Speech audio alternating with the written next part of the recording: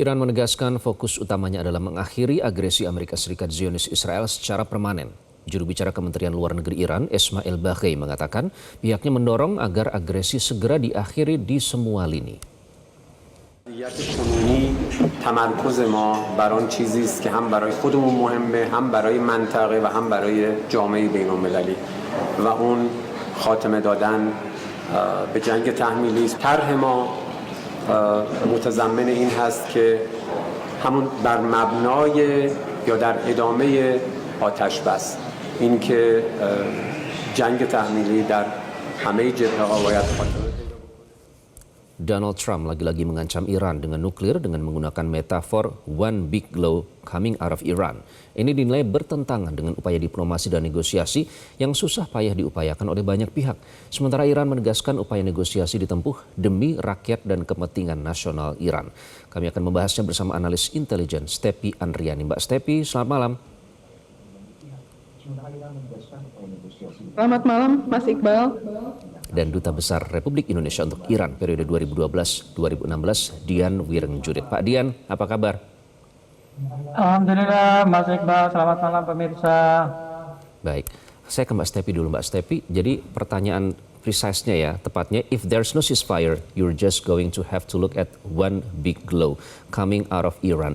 Ini sebuah metafor ya, tapi ada yang menyebut bahwa ini adalah statement kedua untuk mengancam menggunakan nuklir setelah yang pertama menyebut destroying civilization atau menghancurkan peradaban. Nah, seberapa serius sih penggunaan kata-kata yang mengarah ke penggunaan nuklir ini, Mbak Stepi? Ya, jadi pada tanggal 7 April kemarin Presiden Trump menyatakan semua orang akan mati begitu ya. Kemudian habis itu gencatan senjata, lalu 7 Mei mengatakan one big blow dan kemudian juga muncul eskalasi beberapa hari kemudian ya. Jadi ini sepertinya sebuah pola nih Mas Iqbal.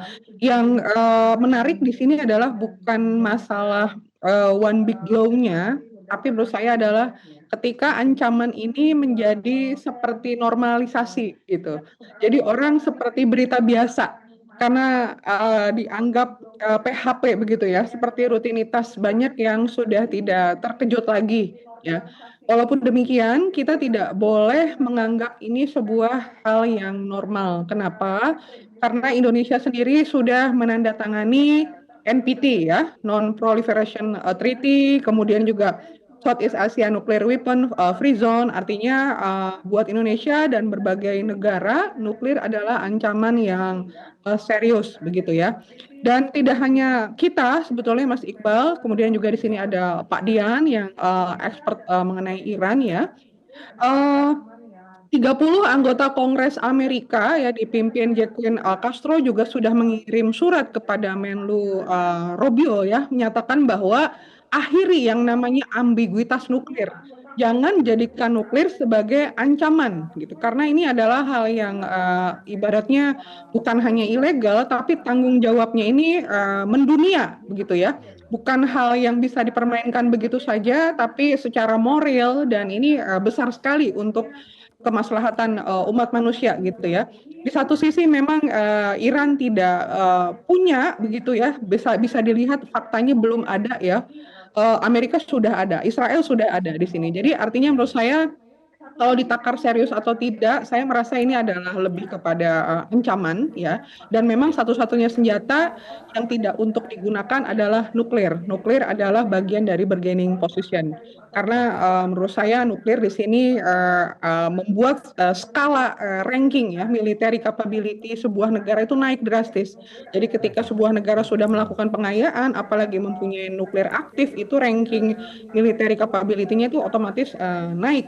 Dan saya rasa dengan ancaman ini Iran ini tidak akan gentar begitu. Pertama sejarah dia, ya psikologi nasional dia begitu tangguh, kemudian juga dia punya kendali atas Hormuz, asimetri waktu dia tidak tertekan dengan pemilu paruh waktu, dan pola Trump yang tadi disampaikan di awal sudah terbaca. Jadi dia berikan tekanan, ancaman, kemudian cooling down lagi. Ancaman, kemudian cooling down lagi. Jadi seperti sebuah pola begitu, Mas Iqbal. Oke, dan yang dikhawatirkan jangan sampai terjadi normalisasi ya. Apabila terus-menerus term atau metafor atau apapun itu terus digunakan, itu yang dikhawatirkan oleh publik internasional. Nah, menarik tadi poin yang disampaikan oleh Mbak Stepi. Pak Dian, ini kan bukankah seperti sebuah ironi ya pada saat Iran sudah selalu mengizinkan IAEA untuk masuk melalui inspektornya untuk meneliti seberapa kadar dan lain-lain. Kemudian di sisi lain juga kita tentu ingat dengan yang selalu diulang-ulang bahwa US menargetkan Iran adalah karena dikhawatirkan memiliki senjata nuklir. Nah, ini Presiden Trump sendiri yang ngomong akan mengancam menggunakan senjata nuklir. Bukankah ini seperti menunjuk muka sendiri? Bagaimana Anda menilai itu, Pak Dian? Terima kasih Mas Iqbal. Menunjuk muka sendiri iya kalau dia punya muka, tapi kan udah kehilangan muka sekarang ini. Tapi begini loh Mas Iqbal, meluncurkan senjata nuklir buat negara seperti Amerika atau pemilik senjata nuklir yang lain, yang 5 itu, bahkan mungkin yang 4, India, Pakistan, Israel, dan Korea Utara, itu ada prosedur yang tidak mudah begitu saja seorang presiden memutuskan dan langsung dilaksanakan. Karena tolong dilihat, kemanapun Presiden Amerika pergi itu pasti ada di sampingnya itu pengawalnya yang bawa tas. Itulah yang dinamakan football field. Tas itu namanya football field.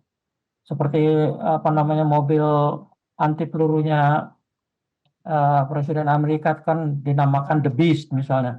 Nah, football field itu berisi perangkat yang dipakai setiap saat bisa dipakai untuk meluncurkan senjata nuklir apabila dipandang perlu oleh presiden. Isinya itu berbagai prosedur, mulai dari keputusan darurat yang akan diambil oleh pemerintah Amerika melalui rapat darurat melibatkan berbagai pihak di sana termasuk orang Kongres dan sebagainya, dan kode-kode yang tidak mudah dihafalkan, makanya selalu dibawa tuh. Nah, untuk meluncurkan itu harus ada persetujuan. Dan persetujuan yang paling dalam konteks sekarang saat ini, persetujuan yang paling bisa dilakukan adalah apabila Amerika sendiri benar-benar mengalami ancaman serangan senjata nuklir. Loh, sekarang saja ini negara Amerika itu masih jauh dari ancaman senjata konvensional sekalipun. Kan dalam Perang Timur Tengah ini belum ada satupun bom yang jatuh di Amerika. Kok dia begitu mudahnya mau menggunakan senjata nuklir? Saya pikir pengambil keputusan selain presiden di sana, yang baik Kongres ataupun Senat dan gabungan keduanya, bahkan tenaga-tenaga ahlinya atau para jenderalnya, akan berpikir 1000 kali untuk mengiyakan kalau Trump memutuskan penggunaan senjata nuklir karena negaranya belum menghadapi ancaman senjata nuklir atau perang nuklir yang di depan mata. Jadi masih ada prosedur yang harus dipenuhi. Tapi kalau tadi bagian narasi awalnya Mas Iqbal atau berita menyatakan frustrasi, ya karena memang dia frustrasi. Orang frustrasi itu ditambah memang dia sakit, akan double lagi kelakuannya.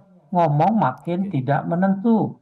Kalau saya begini, silakan Trump ngomong 1000 kali akan menggunakan senjata nuklir. Apapun yang dilakukan Amerika itu ada tahapnya, itu memberikan kesempatan buat Iran untuk juga menyiapkan mengantisipasi segala kemungkinan. Ada yang namanya istilah breakout. Breakout itu kemampuan Iran untuk menyiapkan senjata nuklir itu berapa lama. Ada yang bilang sebulan, ada yang bilang 2 minggu. Saya yakin mungkin dalam seminggu pun sekarang sudah siap. Karena pengayaannya juga sudah cukup. Dan segala komponennya mulai dari rudal, mulai dari bahan bakar rudal, mulai dari payload kepala nuklirnya, warheadnya, sudah siap, tinggal menunggu waktu. Yang berikutnya harus dipertimbangkan bahwa yang namanya senjata nuklir itu kan kelompoknya kita bilang senjata pemusnah massal. Loh, apakah Amerika dengan menyerang nuklir terus berarti dia menang begitu saja? Hiroshima Nagasaki itu kan dijatuhkannya di satu tempat yang relatif jauh dari Tokyo dan segala macam. Mau dijatuhkan di mana bom itu? Apakah dengan bom itu dijatuhkan katakan di Teheran terus Iran juga langsung menyerah? Saya kira tidak demikian. Iran sudah banyak belajar.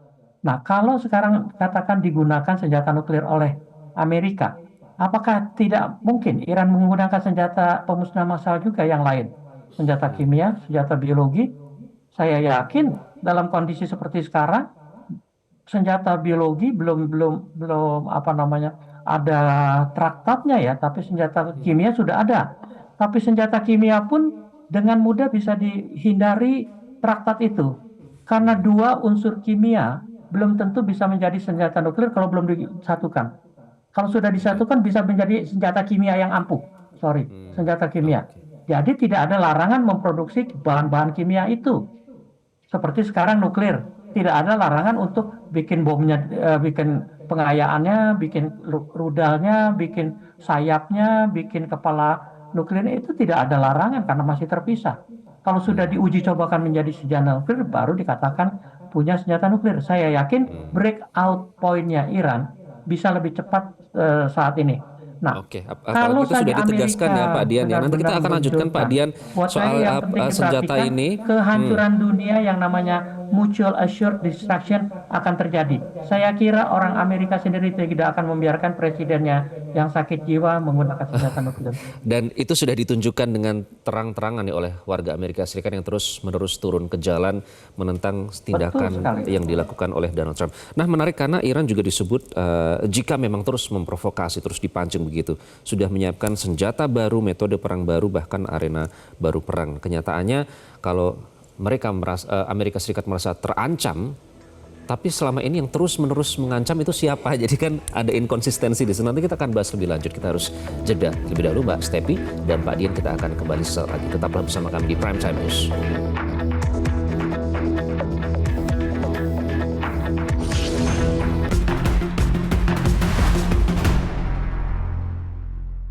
Dipersembahkan oleh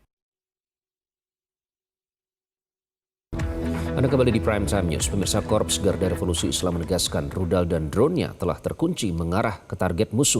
Hal ini disampaikan di tengah ancaman dan tekanan yang dilakukan rezim Amerika Serikat dan Zionis Israel terhadap Iran.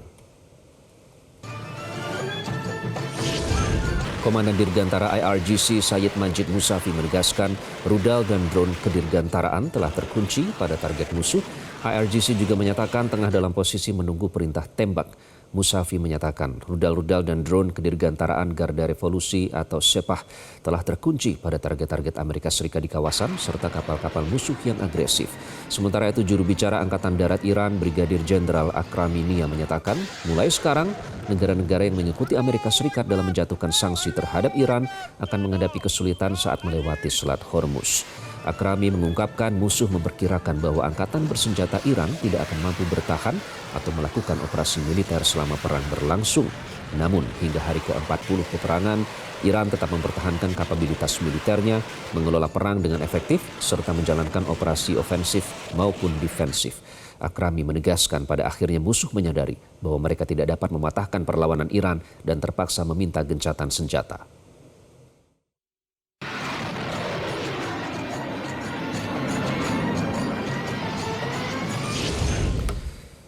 Kita lanjutkan pembahasan masih bersama Mbak Stefi dan Pak Dian. Mbak Stefi, kita sepertinya bisa melis begitu ya ancaman-ancaman terhadap apa saja yang menunjukkan sebenarnya pihak yang perlu diwaspadai adalah justru Amerika Serikat melalui Donald Trump. Pertama mengancam menghancurkan pembangkit energi, kemudian jembatan-jembatan, whole civilization atau seluruh peradaban, dan yang terakhir one big law coming out of Iran. Semua itu adalah fasilitas sipil yang tentu jauh dari apa yang seharusnya terjadi dalam target perang begitu. Nah, kalau kita lihat bukan hanya Amerika Serikat, sekutunya juga Zionis Israel saat ini terus-menerus menyerang Lebanon. Nah, Amerika Serikat dan Zionis Israel ini kan seperti kompak ya dalam melanggar gencatan senjata. Katanya gencatan senjata tapi terus-menerus melanggar. Nah, itu apakah Anda melihat dengan adanya pernyataan bahwa Iran sudah mengajukan proposal ke PBB bahwa tindakan Amerika Serikat menyerang kapal tanker Iran di Selat Hormuz adalah bentuk agresi dan pelanggaran terhadap hukum internasional dan piagam PBB. Ini artinya apakah gencatan senjata ini lagi-lagi ditegaskan hanya taktik untuk memperpanjang atau sebagai justifikasi Amerika Serikat untuk menyerang Iran? Ya, jadi yang pertama Mas, ini kalau kita lihat 9 sampai 10 Mei ya, jadi di Libanon itu sudah 2.600 tewas sejak Maret begitu. Jadi 10 hari dari tanggal 16 sampai 26 April itu pertempuran lintas batas itu berlangsung ya, akan besar-besaran Hizbullah itu drone ya, 9 Mei dia main. Israel itu main di selatan waktu itu dan beberapa kali kalau kita lihat sebetulnya Israel sudah dilawan ya oleh Hizbullah di sana. Dan kerugian kalau kita lihat dari sisi ekonomi itu Iran sudah 4,8 miliar dari DOD-nya mereka sejak 1 Mei. Jadi saya rasa memang di sini Israel tidak menyia-nyiakan waktu pada saat jeda gencatan senjata itu dipakai sama Israel menyerang proksi di Libanon gitu ya.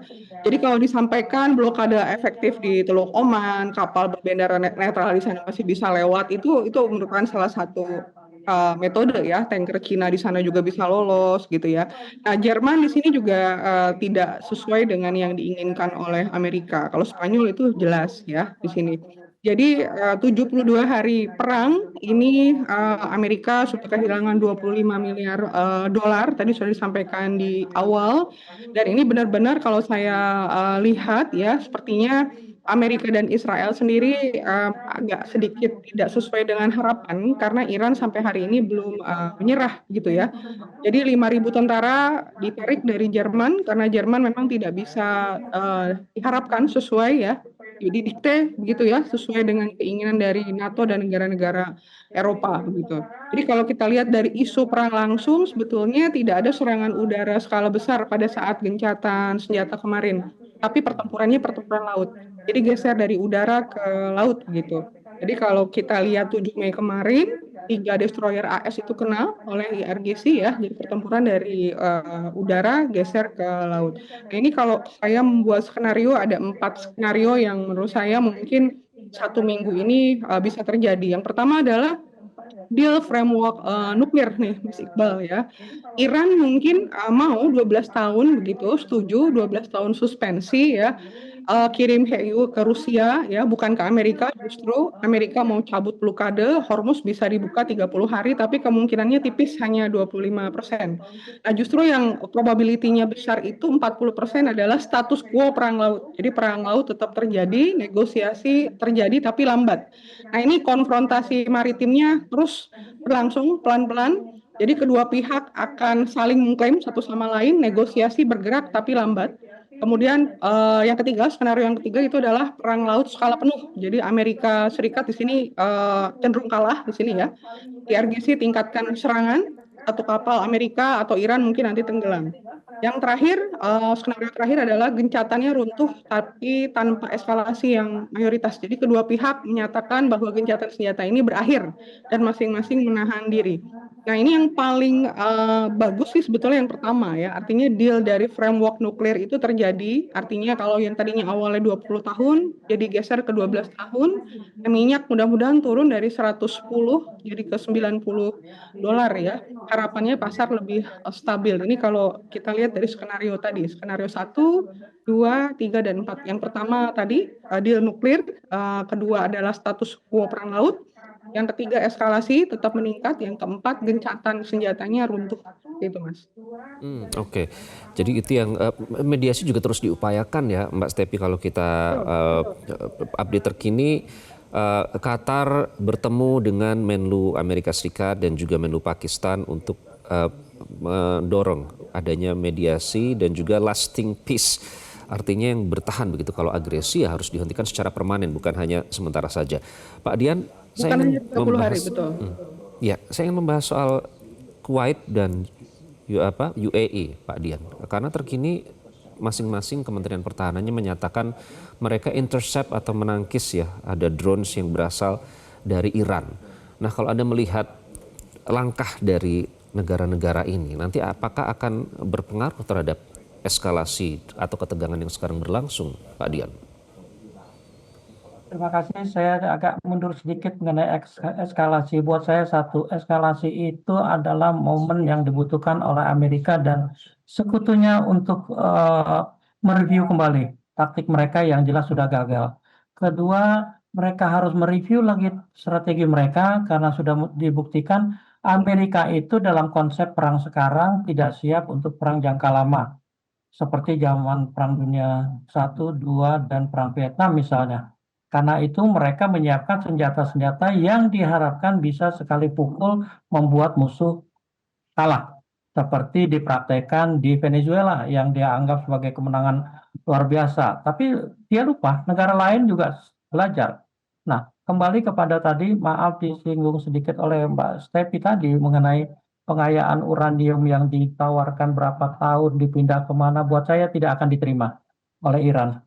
Karena buat saya pengayaan uranium adalah sebuah keniscayaan dalam konteks teknologi nuklir, baik untuk tujuan damai atau apalagi dalam konteks militer. Itu harus dimiliki sendiri. Negara-negara seperti Jepang yang dulu hancur karena nuklir pun sekarang punya pembangkit tenaga nuklir dan punya kemampuan membuat sendiri pengayaan uraniumnya. Nah, sekarang kaitannya dengan kembali ke pertanyaan tadi mengenai Kuwait dan Qatar. Buat saya negara-negara Arab juga sudah memahami kok. Sebenarnya Trump ini sudah mulai ditinggalkan oleh siapapun. Negara Kuwait dan Qatar sendiri rakyatnya sudah tidak mendukung kok. Bahwa pemerintahnya mau diajak begitu saja oleh Amerika untuk menyerang Iran. Nah, Iran pun dengan mudah kok kalau hanya menghadapi Qatar dan Kuwait karena mereka tidak punya kemampuan sebesar Iran. Dilihat dari segi negaranya saja sudah tidak mungkin mereka mengimbangi Iran. Jadi kalaupun mereka katakan menyiapkan bala bantuan, kalau tanpa Amerika nggak akan mungkin bisa berbuat apa-apa. Biar aja mereka mau nembak pakai apapun, Iran akan dengan mudah mengatasi. Buat saya yang harus diperhitungkan justru sekarang Israel yang kelihatannya diam-diam saja, hanya fokus kepada Gaza dan Lebanon yang jelas tidak imbang, karena disitulah kekuatan utama Israel, perang darat. Mereka juga sedang membuat strategi bagaimana ikut serta lagi kalau memang Amerika mau memutuskan strategi yang lebih dahsyat sehingga mereka bisa terlibat. Dan itu sangat mungkin. Nah, kuncinya adalah tadi tuh masalah senjata nuklir. Kalau memang Israel juga, kalau Israel memang sudah punya senjata nuklir, kalau Israel ikut-ikutan mengancam, buat saya simpel kok. Iran di bom nuklir mungkin bisa hancur, yang pasti Israel pasti hancur. Nah, kalau Israel pasti hancur, apakah tujuannya Amerika terus masih bisa mengatakan menang perang? Itu kalau negara lain tidak bereaksi. Nah, sekarang negara lain siapa yang bisa diandalkan untuk menahan Amerika? Cuma dua, Rusia dan Cina. Rusia masih punya PR menyelesaikan perangnya di Ukraina, tapi Cina ini sekarang juga sangat leluasa. Dia tidak terlibat, belum terlibat secara apapun, apalagi dalam konteks Taiwan masih hanya saling provokasi, tapi posisi Cina akan jadi penentu apakah Amerika berani begitu saja kalau dalam negerinya mendukung Trump untuk melontarkan nuklir. Kalau saya yakin tidak akan terjadi juga, Cina juga sudah menyiapkan bahwa dia tidak akan membiarkan itu terjadi. Makanya buat saya selalu saya dikatakan pertemuan Trump kalau nanti benar jadi dengan Jinping di Beijing itu akan menjadi titik balik kemana arah perang ini. Oke, jadi kita nantikan hasil pertemuan antara Trump dengan Xi Jinping karena sebelumnya juga kita tahu Menlu Arakci sudah bertolak terlebih dahulu seminggu sebelum rencana pertemuan US dengan China. Kita nantikan ya, terima kasih Mbak Stepi, Pak Dian seperti biasa untuk analisis yang komprehensif dan diskusi kita dalam Prime Time News kali ini. Jelajahi cara baru mendapatkan informasi. Download Metro TV Extend sekarang.